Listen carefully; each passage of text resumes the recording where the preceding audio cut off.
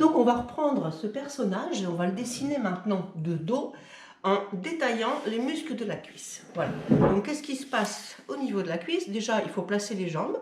Donc ce que j'ai fait, c'est que j'ai pris une silhouette, hein, peu importe laquelle, parce qu'on est à peu près tous pareils. Et j'ai pris la mesure de la tête, je l'ai descendue autant de fois et j'arrive environ à 7. D'accord? Donc, votre tête, vous la descendez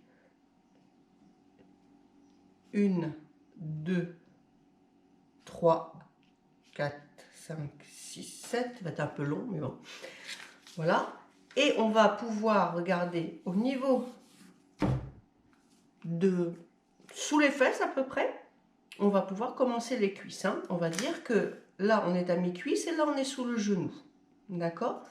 Donc, je prends ma tête, je fais ça. Donc là, je suis à mi-cuisse et là, je serai sous le genou. Voilà. D'accord?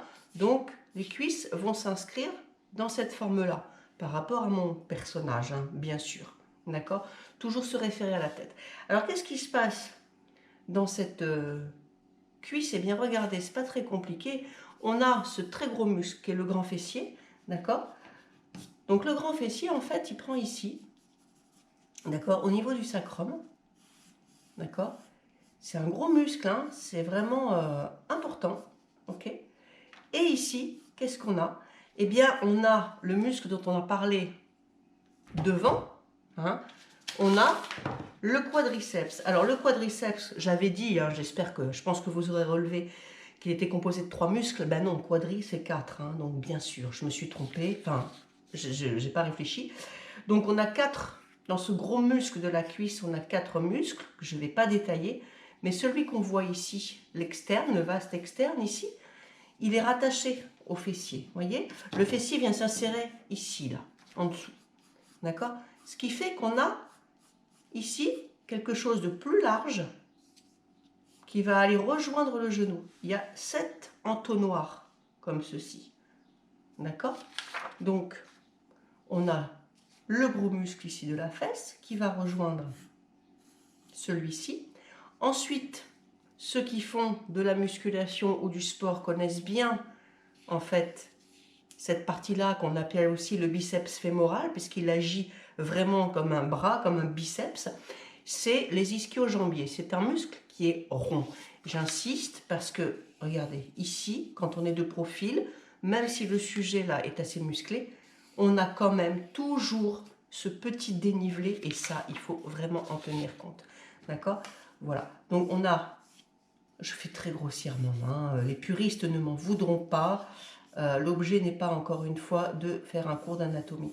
Donc, on a ici ce gros muscle-là qui va s'arrondir comme un biceps à la flexion, d'accord?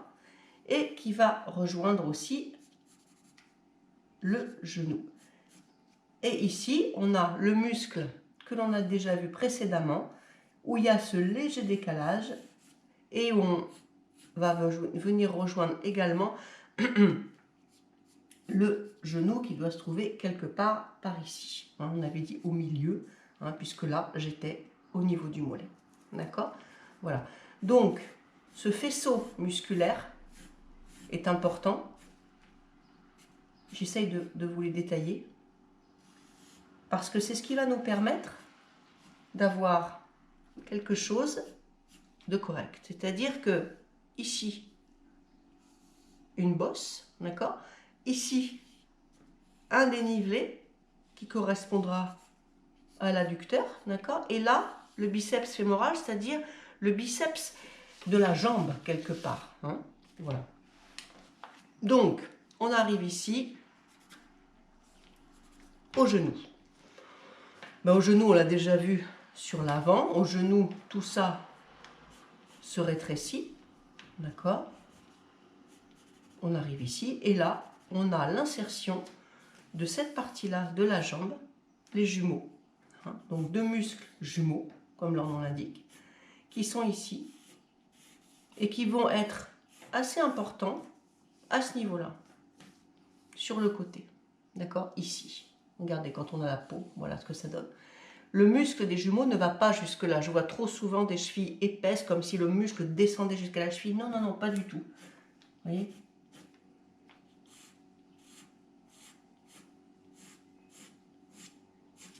Je vais prendre un crayon un tout petit peu moins gras pour cela. Voilà, les deux muscles ici qui se rejoignent sur un tendon. Donc là, on aura la moitié de la jambe. Ok. Si je fais une tête de plus, on va arriver au niveau des chevilles et on fera les pieds en dessous. Ici, il y a quelque chose qui est très facile à déterminer. On a tous eu des douleurs à ce niveau-là. C'est le tendon d'Achille. C'est-à-dire que ces deux muscles-là sont retenus par un tendon qui est hyper fort, hyper puissant. Le tendon d'Achille, qui lui est blanc, tout blanc, hein, d'accord, et qui est composé quasiment exclusivement d'eau. Tous les muscles qui sont autour sont des muscles qui sont ici, qui vont être les tenseurs des doigts de pied, etc. Je ne vous les fais pas d'accord, en détail. On a vu qu'il y avait une malléole qui était un peu plus haute que l'autre, d'accord. Donc l'importance ici, c'est de comprendre que le mollet est gros vers la partie du genou et qui va en s'affinant vers la cheville. Et ensuite, on va terminer, donc le tendon hein, qui vient vraiment ici, ok. Et puis ensuite, on aura, les pieds, d'accord. Bon, les pieds, là, je laisse tomber. Le but étant pas nécessairement de faire le pied ici. On détaillera vraisemblablement un pied plus tard. Donc, le tendon la malléole extérieure plus basse que la malléole intérieure plus basse que la malléole extérieure. Voilà. Et là, vous avez un personnage qui est bien tenu et qui a vraiment, regardez, hein, une structure. Voilà. Et lorsque l'on voit la cuisse de dos, eh bien on a le grand fessier, le biceps ici fémoral ou ischio-jambier, les muscles des jumeaux ici, et on va rejoindre sur le tendon. Donc on peut dire que sur une jambe, on a 1, 2, 3 monticules. Plus ou moins selon les gens, etc. Encore une fois. Mais, quelle que soit la morphologie, gros, rond, maigre, peu importe, les muscles ils sont toujours là, plus ou moins dessinés.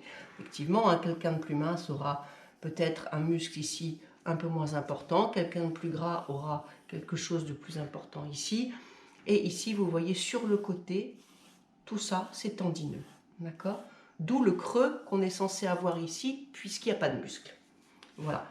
Donc, on va reprendre le dessin du personnage que l'on avait démarré, d'accord, ensemble, et on va la dessiner fort de tous ces détails. Voilà. Ici surtout. Donc, ici, donc je recommence. 2, 3, 4, 5, 6 et 7. Ok? Donc là, j'étais là. Je me mets là juste au-dessus du genou. Ok? Et là, je vais dessiner donc ce qu'on a vu tout à l'heure. L'externe, ici, d'accord? Ça, on a vu, hein? Ça, ok? Ça fait partie du muscle de devant de la cuisse, hein, d'accord? Qui se raccroche au fessier. Fessier, hein, on a vu tout à l'heure, hein, on est là avec le fessier, hein, donc le pli va pas plus loin. Ici, ok? Là, muscle adducteur, petite dénivellation, comme on l'a vu, pour aller rejoindre. Alors c'est très léger, hein. Ici, les muscles qui vont être après au niveau des genoux. D'accord? Voilà. Ici, on ne verra pas la rondeur de l'ischio-jambier, évidemment. Ensuite, ici, regardez, qu'est-ce qu'on voit là? On voit les attaches, d'accord? C'est-à-dire que ça, c'est important. Qu'est-ce qui se passe là? J'ai pas un trait continu ici, moi. J'ai un trait et un autre trait. Il faut vraiment faire en sorte que les traits ne se le trait ne soit pas continu.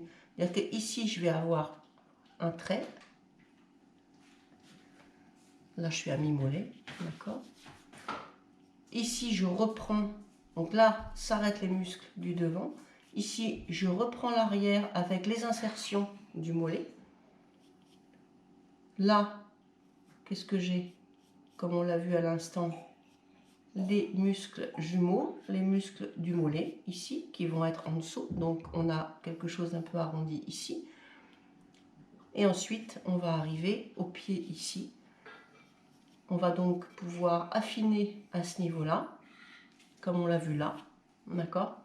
Et terminer par une malléole ici qui va être à l'extérieur un petit peu plus basse et une malléole à l'intérieur qui va être un petit peu plus haute, ce qui va nous permettre, vous voyez, on voit bien le tendon ici, hein. C'est important de le faire parce que c'est là qu'il va y avoir les ombres, parce que ça et ça, c'est pas sur le même plan, on n'a pas ça, pas du tout. On a la fin du muscle, c'est pour ça que c'est important de connaître, et à côté, un autre trait qui permet de positionner les malléoles. On n'est pas fait d'un seul et unique contour. Vraiment, je répète ça, hein.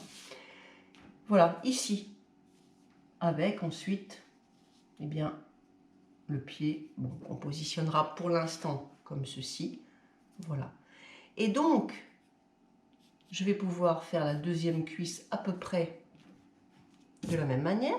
C'est-à-dire que là, je vais faire ce petit creux. Le petit creux correspond, on l'a vu tout à l'heure, aux insertions ici. Là, c'est-à-dire que là, il n'y a pas de muscle. Hein. Là, il y a vraiment un petit creux qui se forme. Alors, les hommes l'ont plus en général que les femmes. Mais bon, c'est quand même comme ça qu'on est fabriqué. Ici, l'extérieur de la cuisse, toujours ce même muscle-là. Ici, adducteur, léger creux. Je reviens. Alors, je lui ai fait les jambes un peu plus écartées ici que là. Hein. Je viens de m'en apercevoir. C'est pas très grave. Ça ne change pas grand-chose au dessin. Voilà, donc la deuxième cuisse. Ok. Ici, je vois le genou. Et là, je vois l'insertion. C'est important, hein. C'est pas le même trait tout ça, hein. D'accord? Il faut comprendre pourquoi c'est pas le même trait. Et donc là, du coup, le fait de vous l'avoir expliqué, vous ne regarderez plus les corps de la même manière. Je fais un petit peu gros ici. Voilà. Donc je vais descendre, pareil, hein, voilà, jusqu'au tendon qui est ici. Malléole externe, interne, malléole interne. Talon. Et pied. Voilà. Vous voyez? Voilà. Et là, j'ai un personnage. J'aurais pu lui faire un peu des bras quand même, parce que c'est pas terrible. Et là, j'ai un personnage qui est planté, qui est vraiment construit, voilà, et sur lequel je vais pouvoir venir travailler mes ombres. Voilà, donc peut-être, alors les ombres, c'est vraiment en fonction de la lumière, vous le savez tous, hein. On peut éventuellement ici envisager un peu moins de lumière, d'accord, faire de l'ombre sur les côtés de manière à ce que la partie supérieure, la partie qui est vraiment au-dessus, soit plus en lumière. Alors les mollets, bien sûr, ils sont plus ou moins musclés selon le modèle que vous avez.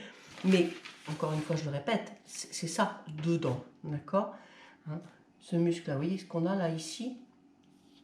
Vous voyez ça, là? Ça vient jusqu'à l'insertion du genou. C'est très grand, hein, comme le couturier qu'on a devant, dont on parlait la dernière fois.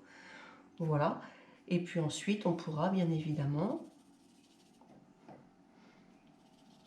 J'ai une mouche qui vient m'embêter.